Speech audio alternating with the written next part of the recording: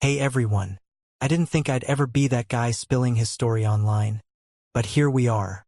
My name's Dave. I'm 38, and for the past 12 years, I thought I had a strong, stable marriage with my wife, Laura. We've got 2 kids, Mason, 10, and Emma, 8. Laura and I had our ups and downs, sure, but I always thought we were solid. I trusted her. Maybe that's what made it hurt so damn much when it all started falling apart. About 6 months ago, I noticed something was off. Laura had always been pretty sociable, but suddenly, she was busy all the time. Late nights at work, last-minute girls' nights, weekend trips to clear her head. First, I brushed it off.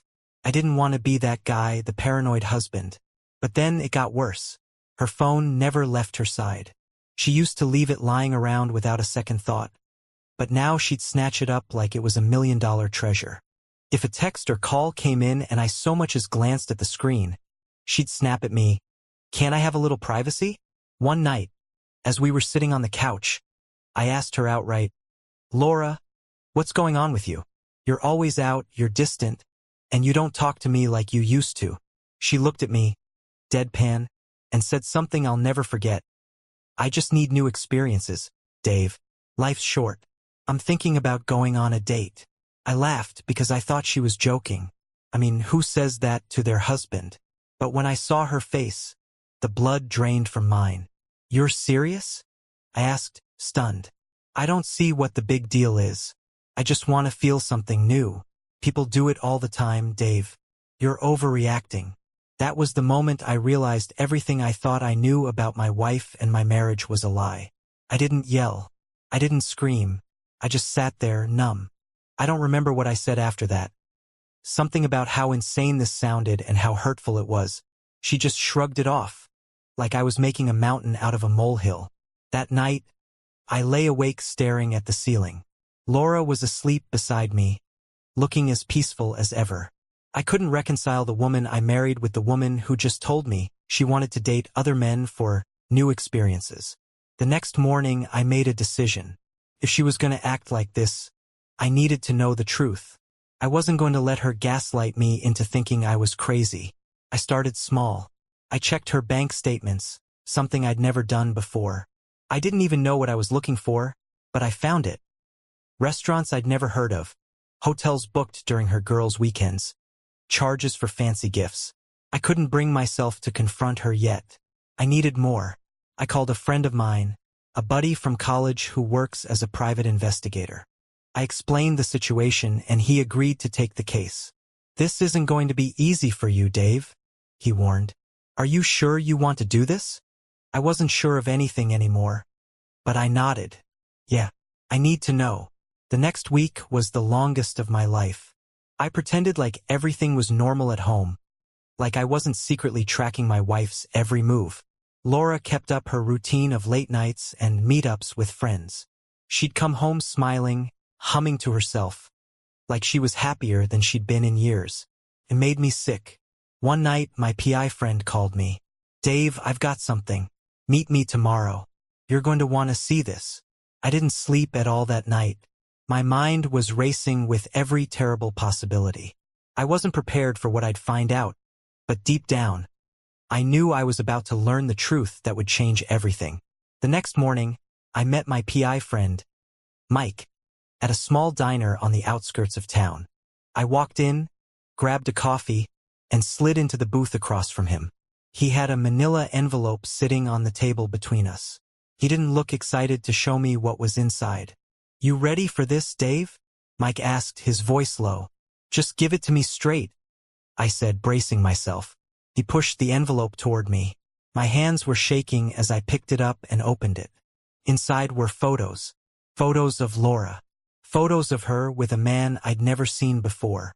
They were out at a fancy restaurant, leaning in close, laughing, holding hands. The next set of pictures hit me like a sledgehammer. They were walking into a hotel. I froze. Couldn't breathe. My heart was pounding so hard it felt like it was going to explode. Mike sat quietly while I processed it all. "That's him," Mike finally said. "Name's Derek. Works in finance. He's married too. Lives in the city." I stared at the photos again, my wife smiling at another man the way she used to smile at me. I felt rage bubbling up inside me, but I swallowed it down. I wasn't going to let this break me. Not yet. How long has this been going on? I asked. About 5 months, Mike said. From what I gathered, they meet a couple of times a week, mostly during those late nights she's been telling you about. It's not just a fling, Dave. There's more to this. More to this. That phrase stuck with me as I drove home. What did that even mean? Was she planning to leave me? Was Derek her future? When I got home, Laura was sitting on the couch scrolling through her phone, as if nothing had happened. I stood there for a second, just watching her. How could she do this to me? To our family? Hey, you're home early, she said without looking up. I forced a smile. Yeah. I just felt like taking the day off. Must be nice, she muttered, her tone dripping with sarcasm. I wanted to throw those pictures in her face right then and there, but I held back. I needed to play this smart. She still didn't know what I knew, and I intended to keep it that way for now. Over the next few days, I kept a closer eye on her. I watched how easily she lied to me, how she'd kiss me goodbye before heading off to see him. It was like I didn't even exist anymore. Meanwhile, I was gathering everything I needed: bank records, texts I'd pulled off our shared phone bill, and of course, the photos. One night, as we sat at the dinner table with Mason and Emma, Laura casually mentioned she was going to visit a friend over the weekend. My stomach turned. I knew exactly what she meant. Which friend? I asked, keeping my voice calm. She hesitated for just a second. You don't know her. I looked at her, and for the first time I saw it clearly. How comfortable she was lying to my face. How little respect she had left for me. That night, after the kids were asleep, I sat her down. Laura, I need to ask you something, I said. She sighed, looking annoyed. What now, Dave? Are you seeing someone else? Her eyes widened, but just for a moment. Then she laughed. A fake, hollow laugh. What? No. Where is this even coming from? I just feel like you're hiding something from me. You're distant. Always out. Always on your phone. Dave, you're being paranoid, she snapped. This is exactly why I need space sometimes. You smother me. I can't even breathe without you accusing me of something. She turned it around on me so fast it almost worked. Almost. But I wasn't falling for it. Okay, I said, standing up. If you say so. She looked surprised that I let it go so easily. She had no idea I was already 10 steps ahead. As I walked away, I made a promise to myself. I was going to expose the truth, and when I did, she wouldn't be able to talk her way out of it. The tension in the house was unbearable. Laura thought she had me fooled, playing the innocent wife while sneaking around behind my back. But I was done being played. I spent my evenings after work compiling everything: bank statements, phone logs, and the photos Mike had given me. I kept it all neatly organized in a folder tucked away in my office. The truth was a ticking time bomb, and soon enough it would explode. A week later, Mike called me again. Dave, you're not going to believe this. I dug a little deeper into Derek. I could hear it in his voice. This wasn't going to be good news. What is it? Laura's been helping him siphon money out of your joint account. Small amounts here and there, but it adds up. Looks like she's been investing in their future. My blood ran cold. She's stealing from me? Yeah. I'll send over the details, but you need to lock this down, man. Talk to a lawyer, freeze the accounts, whatever you need to do. Hearing that she wasn't just cheating but stealing from me sent me over the edge. This wasn't just betrayal. It was calculated and cruel. I'd worked my ass off for this family, and she was throwing it all away for some guy named Derek.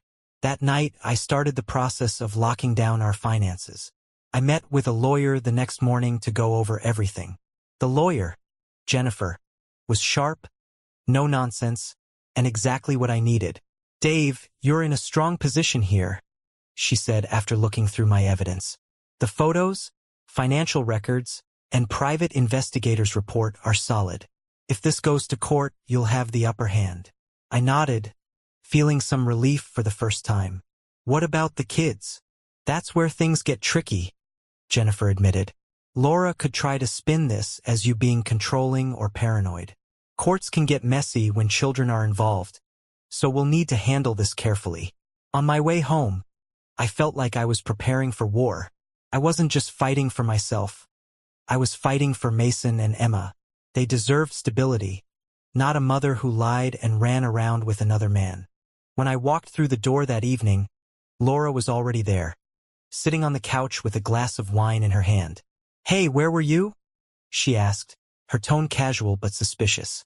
"Work ran late," I replied, keeping my voice steady. I was getting good at playing her game. She narrowed her eyes for a moment, then shrugged. "I'm heading out this weekend again. Julie's birthday." I felt a rush of anger but forced it down. I knew she wasn't going to any birthday party. "Sounds fun. Tell her I said hi." She smiled, as if everything was normal. I watched her closely, wondering how someone I'd loved for so long could become so unrecognizable. The next morning, as Laura packed a bag for her weekend away, I put the final part of my plan into motion. I installed a tracking app on her phone, one she'd never notice. She kissed me on the cheek before leaving, like she always did, and I watched her pull out of the driveway. Mike called me later that evening. "She's at the same hotel again, Dave. Room 412. "Thanks," I muttered, gripping the phone. That night, I sat in my car parked across from the hotel, watching through the windshield as Laura and Derek walked in together. They were laughing arm in arm, like they didn't have a care in the world. It took everything in me not to storm inside and confront them on the spot. But I wasn't going to give her the satisfaction of seeing me broken. Instead, I took photos of them myself, clear, undeniable evidence. I felt sick to my stomach, but I knew this was the final nail in her coffin. When I got home, I sat at the kitchen table and stared at the folder full of proof. I had everything I needed. But what Laura didn't know was that this wasn't just about confronting her anymore. No, I was going to expose everything on my terms. The morning after I'd seen Laura and Derek walk into that hotel, I was a mix of anger, exhaustion, and numbness. I sat at the kitchen table sipping my coffee, the folder of evidence in front of me. Today was the day. I was done pretending. I had everything I needed. Photos, financial records, texts, proof that Laura had been betraying me for months. Laura waltzed into the kitchen like nothing was wrong, humming a tune under her breath. She was wearing one of her favorite outfits, probably something he liked. It made my skin crawl. "Morning," she chirped, pouring herself a cup of coffee. "You okay? You look tired." I looked up at her, my face calm, my voice steady. "Laura, we need to talk." Her smile faltered for a second before she plastered it back on. "Oh no, not the serious voice," she said with a fake laugh. "What's up now?" I didn't answer. I reached for the folder and slid it across the table toward her. "Open it." She froze. For the first time in months, she looked genuinely nervous. "What's this?" "Open it." Her hands trembled as she opened the folder and pulled out the contents. First, the photos, her and Derek laughing over dinner, holding hands, walking into a hotel. Next, the bank records showing her little investments. Finally, the text messages Mike had managed to pull, sweet, damning messages between her and Derek. Her face turned pale as she flipped through it all. Where did you get this?" she stammered. "I think the better question is why you did this," I said coldly. "You looked me in the eye, Laura. You kissed me every day while sneaking around behind my back. While stealing from me, you threw away 12 years of marriage. For what? Him." Her shock quickly turned to anger. She slammed the folder shut and stood up. "How dare you spy on me? You're insane, Dave. This is exactly why I needed space. You're controlling, obsessive. You don't get to turn this around on me." I cut her off, my voice sharper than I thought possible. "You lied, you cheated, and you stole. Don't pretend you're the victim here." She opened her mouth to argue, but no words came out. For once, she had nothing to say. "I've already spoken to a lawyer," I continued, keeping my voice calm. "We're done, Laura. I'm filing for divorce. And as for the kids, you can't do this," she hissed, her voice shaking. "You're not taking my children from me. I'm not taking them from you. I'm protecting them from you." I said firmly. I have all the evidence I need to show the court exactly what kind of person you are. You won't get away with this, Laura. Her face twisted into a look I'll never forget. Part rage, part panic. You think you're so smart, Dave? You think the court will believe you? I'll tell them you're abusive. I'll tell them you're turning Mason and Emma against me. Go ahead, I said, standing up. But you might want to check with your boyfriend's wife first. Her eyes went wide. What? Yeah, Derek's wife, Danielle. I spoke to her. I leaned in, my voice low and cold. She gave me everything I needed. Screenshots of your texts, where you're literally talking about lying to the court, about how you'd make me look like the bad guy. She's on my side now. Laura's mouth opened and closed like she wanted to scream but couldn't. For the first time, she realized she'd lost control of the situation. You played your game, Laura, I said, walking to the door. But you're not the only one who can fight back. As I left the house, I heard something crash behind me. Probably that coffee cup. I didn't care. I had bigger things to focus on now. That afternoon, I met Danielle at a small cafe. She was nothing like I expected. Calm, collected, and tired, like she'd been through this hell herself. Thank you for helping me, I said as we sat down. She shrugged. Derek's been a liar for years, but I never had proof. You gave me what I needed, too. So, we're even. We spent the next hour piecing everything together. Between my evidence and hers, Laura and Derek's lies would unravel in court. Danielle even agreed to testify if it came to that. Before we parted ways, she looked at me with a small, sad smile. I'm sorry, Dave. You didn't deserve this. Neither did you, I replied. As I drove home, I felt something I hadn't felt in months. Hope. I wasn't broken. I wasn't powerless. Laura might have shattered my trust, but I was going to rebuild. And this time, I'd make sure my kids and I had a life free from her lies. I didn't go home that night. I stayed at a small hotel on the edge of town, staring at the ceiling, replaying every moment of the last 12 years. The laughter, the love, the promises we made. All of it felt tainted now. I kept wondering, when did she stop loving me? Was it ever real, or had she always been this selfish, this capable of betrayal? Morning came too quickly, but I had no time to dwell. My lawyer, Jennifer, had set up an emergency meeting. When I walked into her office, she had a folder open on her desk and a look of determination in her eyes. Dave, I've got good news and bad news, she started. Which do you want first? Bad news, I muttered. Laura's lawyer filed a request for a custody evaluation. She's already trying to paint you as aggressive and controlling. If she gets ahead of this narrative, it could get messy. I gritted my teeth. And the good news? We have leverage. Thanks to Danielle's testimony and the texts, we can prove Laura and Derek have been scheming to manipulate the court. Judges hate being lied to. It won't win us everything outright, but it puts you in a very strong position. Let's do it, I said. Jennifer nodded. We'll file everything today. But Dave, be prepared. She's gonna fight dirty. You need to keep your cool no matter what. That was easier said than done. When I got home later that day, Laura was waiting for me. She was sitting on the couch, arms crossed, her face like stone. You froze the accounts, she spat. Yeah, I did, I replied. You think I'd let you keep stealing from me? There are accounts, Dave. She shot back, her voice rising. You're overreacting. You always do. This is exactly why I don't want to be with you anymore. I barked a bitter laugh. Oh, so this is my fault? You cheating, lying, and stealing. That's all on me. Huh. Her expression darkened, but she didn't respond. I continued, keeping my voice calm. I know about everything, Laura. The texts, the hotel rooms, the money. You think you're going to win this? You won't. She stood up, her voice dripping with venom.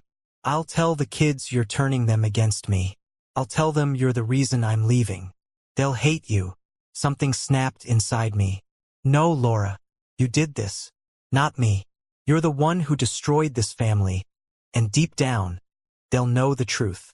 She stormed out of the house, slamming the door behind her. I sank onto the couch, my head in my hands. How had it come to this? The next few weeks were hell. Laura's campaign against me began in full force. She started posting cryptic messages on Facebook. Stuff like, "Some people think they own you. Toxic is toxic. #freedom. Her friends, the ones who didn't know the truth, rallied around her, showering her with support. One day, Mason came to me with tears in his eyes. "Dad, Mom said you don't love her anymore. Is that true?" It took everything in me not to explode. I knelt in front of him and put my hands on his shoulders. "Mason, listen to me. I love you and your sister more than anything in the world. And I care about your mom, too. But sometimes adults make mistakes. Big ones. And we're trying to figure it all out. Okay?" He nodded, but I could see the confusion in his eyes. I hated Laura for putting our kids in the middle of this mess. The final straw came when Jennifer called me one afternoon. "Dave, you need to hear this," she said.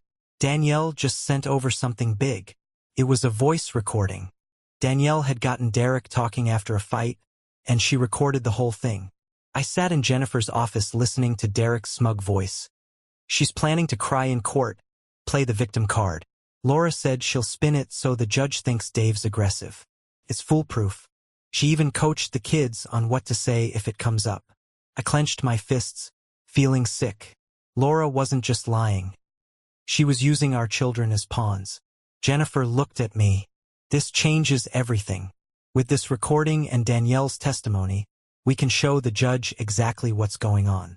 Laura's going to lose any credibility she had." I exhaled slowly. "Let's end this." The court date arrived faster than I expected. Laura walked in wearing a perfectly tailored dress, her face set in a look of false sorrow. She glanced at me, and I saw a flicker of something in her eyes. Nervousness. Good. The hearing was intense. Laura's lawyer painted me as a controlling, paranoid husband. They claimed I'd been spying on her, invading her privacy. I kept quiet, my hands gripping the table as I listened to lie after lie. Then it was our turn. Jennifer stood up and laid everything out, the photos, the bank records, the texts. Finally, she played the recording.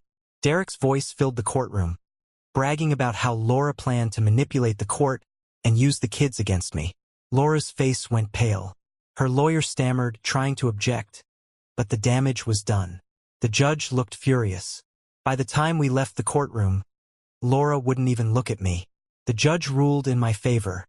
I got primary custody of Mason and Emma, with Laura's visits supervised. She was also ordered to pay a portion of my legal fees.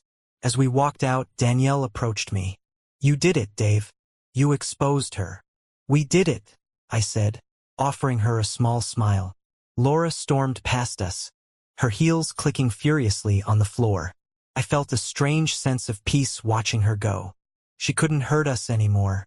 That evening, I sat on the back porch with Mason and Emma, watching the sunset. Mason leaned his head against my shoulder. "It's going to be okay now, right, Dad?" I looked down at him, my heart full. "Yeah, buddy. It's going to be okay."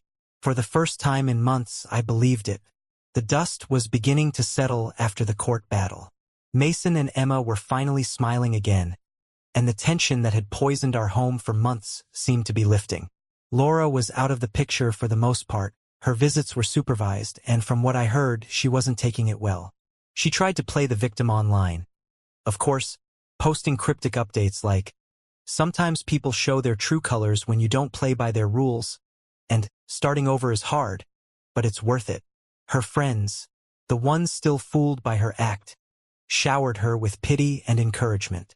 It didn't matter. I had the truth on my side, and my kids were safe. That's all I cared about, or so I thought. One evening, as I was helping Emma with her homework, my phone buzzed. It was Mike, my PI friend. "You're not going to believe this," he said, his voice tight. "What now?" I asked, my stomach twisting. "Laura's stirring up trouble again. She's trying to dig up dirt on you. She contacted some of your old coworkers and even reached out to Danielle, Derek's wife, to see if she could find anything to use against you." I pinched the bridge of my nose, trying to keep my anger in check. "She's still going?" Oh, she's going hard, Mike replied.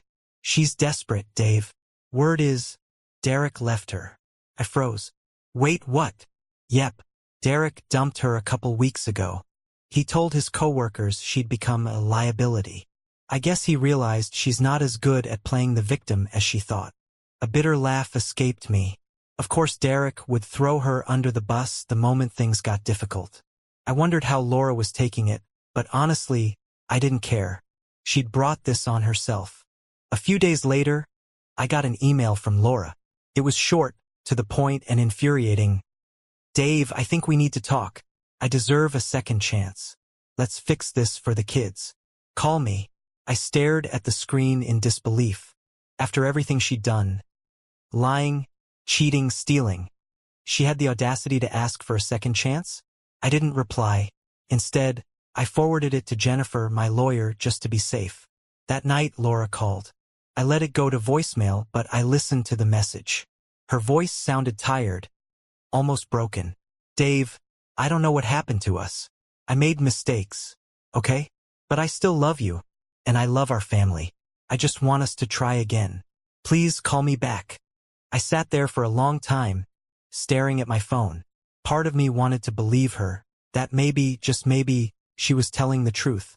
But I couldn't forget the photos, the texts, the way she looked me in the eye and lied. Laura wasn't sorry for what she did. She was sorry she got caught. The next weekend, during one of her supervised visits with Mason and Emma, things took another turn. I dropped the kids off at the visitation center, where Laura was already waiting. She looked rough. Her hair was messy.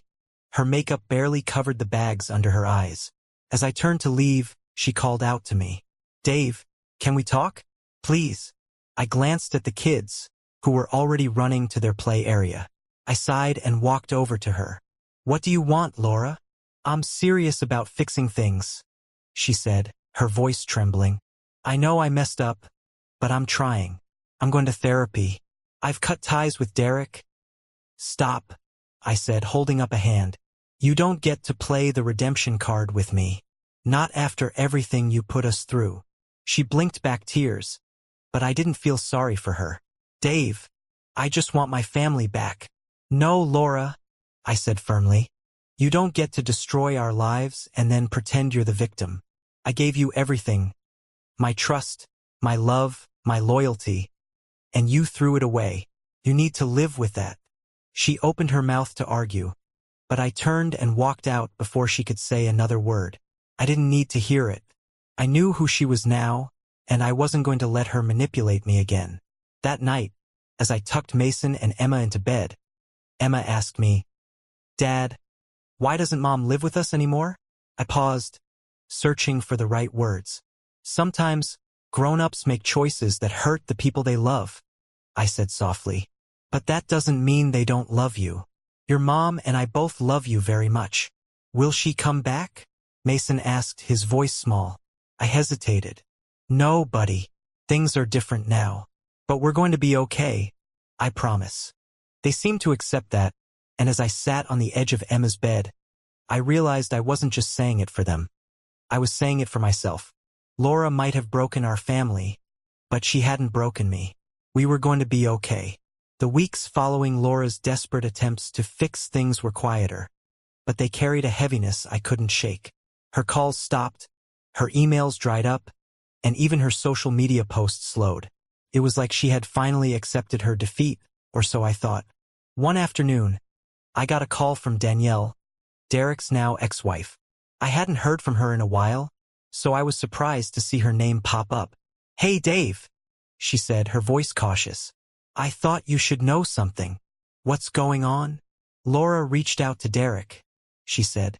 She's trying to get him back, but he's not having it. He told her to leave him alone. And, well, she's not handling it well. Why are you telling me this? I asked. Danielle sighed. Because she's spiraling, Dave. I wouldn't put it past her to do something reckless. She still blames you for everything that's gone wrong in her life. Just keep your guard up, okay? Thanks for the heads up, I replied, a sinking feeling settling in my gut. That weekend, I got another unpleasant surprise. Mason and Emma had just finished soccer practice when Laura's supervised visitation was supposed to take place. As I waited in the parking lot for the court-appointed supervisor to arrive, Laura's car pulled up. Alone. She stepped out, looking frantic, her hair a mess and her face flushed. I immediately knew something was off. "Where's the supervisor?" I asked, staying calm. "I don't need a damn babysitter," she snapped. "They're my kids, Dave. I don't need someone watching me every second." "That's not up to you," I said firmly. "You know the rules." She ignored me and walked toward Mason and Emma, who were standing beside me. "Kids, come here. We're going on a little adventure," she said with a forced smile. Mason frowned and looked up at me. "Dad." "Laura, stop," I said, stepping between her and the kids. "You're not taking them anywhere." Her face contorted with anger. "Dave, don't you dare keep them from me. You've turned them against me just like you turned everyone else against me. You're a liar, a manipulator."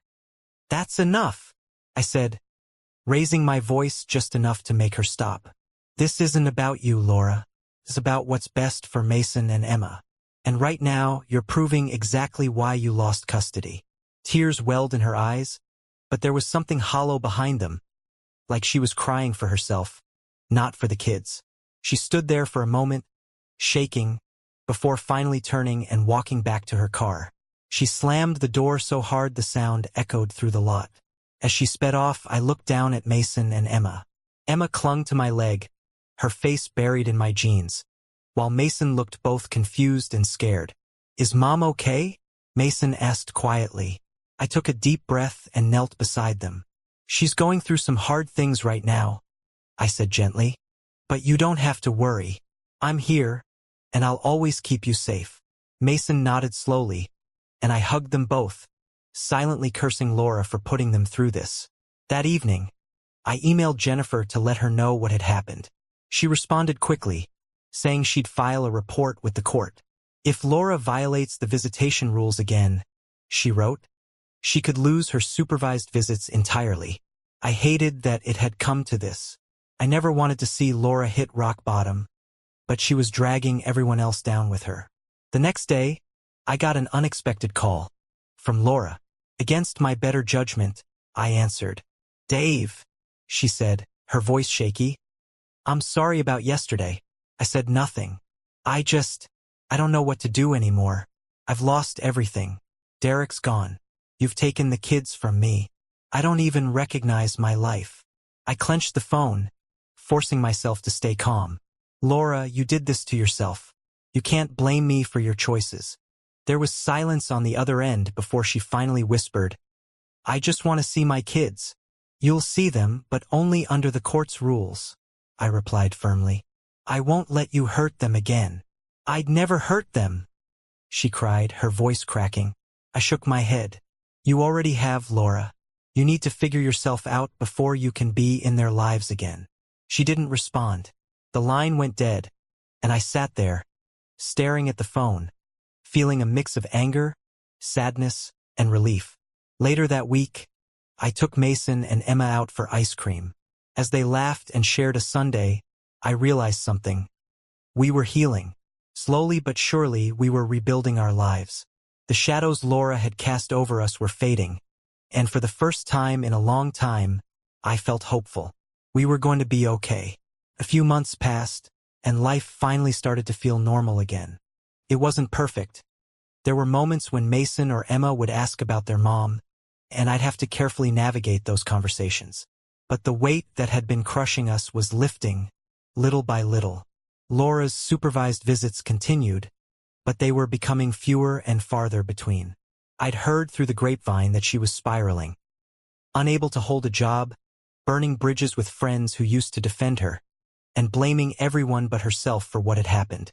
One evening, as I sat on the porch watching the sunset, I got a text from Danielle. "You're not going to believe this. Laura reached out to Derek again.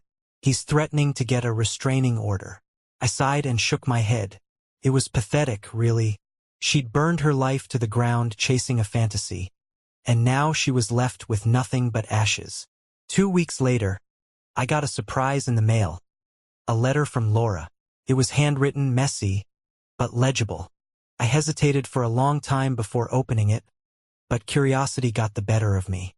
Dave, I know I'm the last person you want to hear from, but I need to say this.